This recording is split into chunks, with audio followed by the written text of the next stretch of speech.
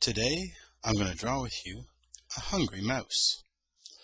For our mouse, we're going to start off with a circle for its body. Just a nice relaxing circle. I'm going to draw a slightly smaller circle, overlapping slightly, for its head. A fairly large circle. This will make him look young and cute. Alright. There we go. And if it looks a little more potato shaped, that's alright. You'll get better. The next thing I'm going to draw here is where I want his nose to be. So for me, I like the idea of him being right about there, that's the tip of his nose. And I'm going to have a slightly curved line going upwards, just a slight curve onto it, for the top of his nose. And then for the bottom of his nose, it's going to come down and line up with the bottom of this circle there. Alright. It's going to look a little bit like a duck for a few minutes, but we'll get that sorted soon enough. Alright. The next thing I'm going to draw here is I'm going to put his eyes in. But before I do that, let's get rid of some of these lines here. We don't need this inside circle. It'll just be distraction later on. I can even get rid of a little bit of that. I'm going to erase the one inside the head. I'll leave the one over top of the body there. That's a useful line. Alright. I can draw both his eyes on the same side of his head. I'll be down on a slight angle. One right about the same height of his nose, and then one a little bit lower.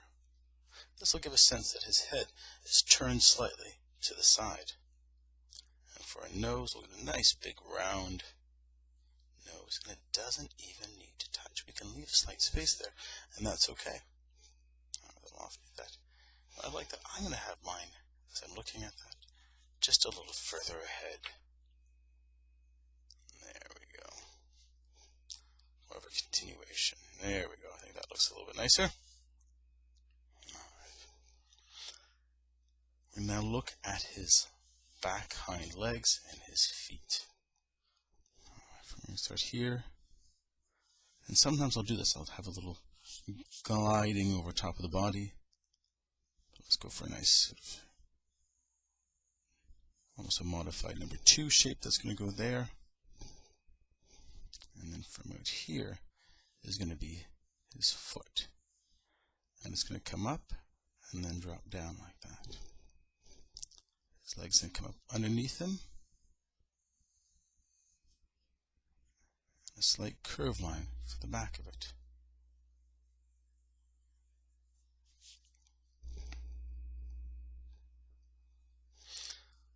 Let's not forget about a nice smile there. There we go. And again, that little frown is going to make it seem like he's got nice full cheeks. I'm going to put his arms down. Technically, when we remember with his arms, they're going to be thicker or wider. The lines are going to be wider at the shoulder, and by the time they go down to his hands, they'll be getting a little bit thinner. Start off with one. Just give a sense of how thick I want them. Come down a little bit, then upwards slightly, back down. It sort of looks like he's begging for something, begging for some cheese perhaps. And as this comes down, a little further away. So see, I'm even here, I'm making that a little narrower, gets a little wider, and again, wider still. I'm going to have another hand right beside it. And it's okay, I don't need to draw the other arm. We know what's behind there. The sense of the hand is good enough. Before I forget, let's do the same here for this other foot. Just a little bit higher. That same sort of shape, up and come down again. Alright, we don't need to draw them both fully. Let's look at his ears. I could do just a huge big round ear, but we got two other round shapes. So let's change that up a little bit. And for about the back here, come up. Slight curve. Bigger curve for the back of his ear. And a smaller curve for the bottom. So no, it's narrower where it meets his head, wider off the top. Let's give him a little tuft of hair as well. To there, let's go like that. I like that. Curve line up and back. And the curve line forwards and back in. There we go. His other ear is going to come up from behind his head, behind that tuft of hair. Very similar shapes, slight curve to begin with. Bigger curve.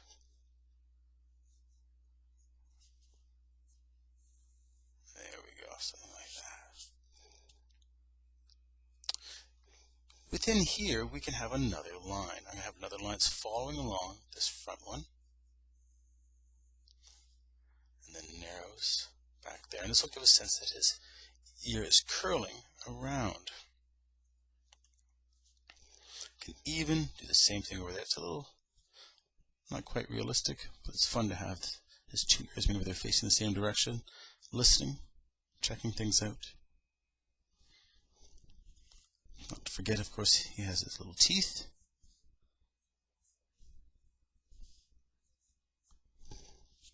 After I've done that, I can cut them in half there. So you have two. From here, I have his little tail's going to curve around. Nice curl, a nice big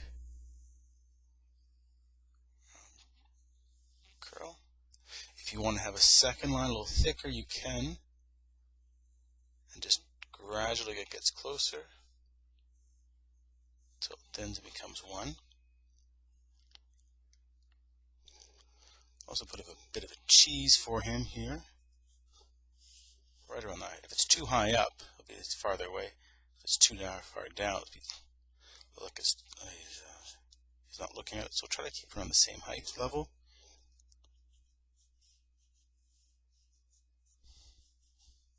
A little bit wider at the left-hand side.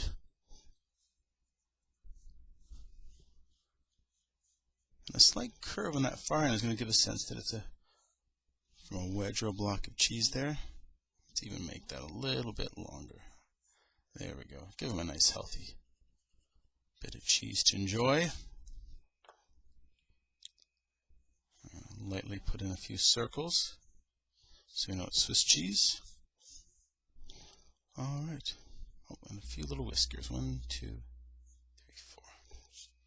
4. Alright. I like how that's looking so far. So now I can take a moment and erase a few lines I no longer need. Inside his head there, where his little tuft of hair is. And I'm going to erase this part of his head. So the ear seems to tuck behind his head. It gives that really nice sense of roundness. And the other thing I can do here, I haven't done it yet, is I can pull his round. Right now it looks very much like two circles stuck to each other. So I'm going to imagine his belly coming up. I'm actually going to curve it the other way. I could leave that if I want a little white belly, or I can erase it as well, whatever. So see how that now, these two are a little more attached together.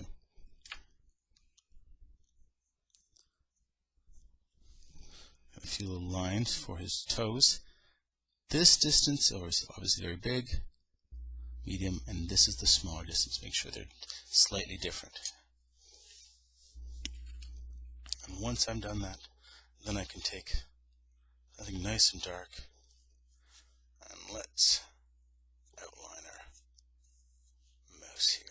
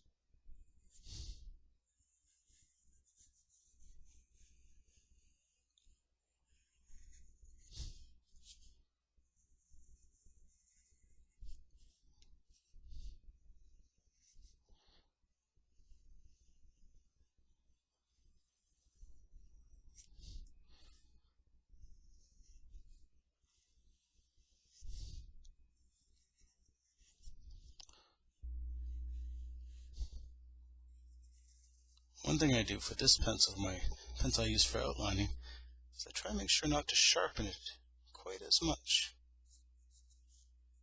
And that way it always stays a little bit dull, a little bit broader.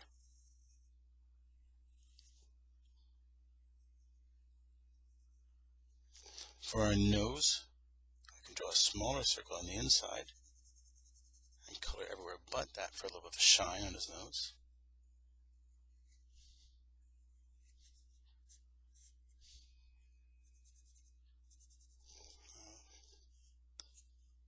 Eyebrows, got the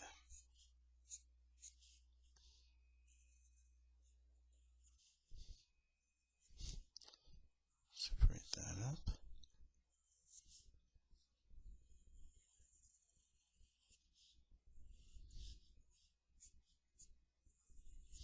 Alright. And here we can, even if we want, go right around there. Alright. Oh, don't forget about your cheese. Gotta have a little snack.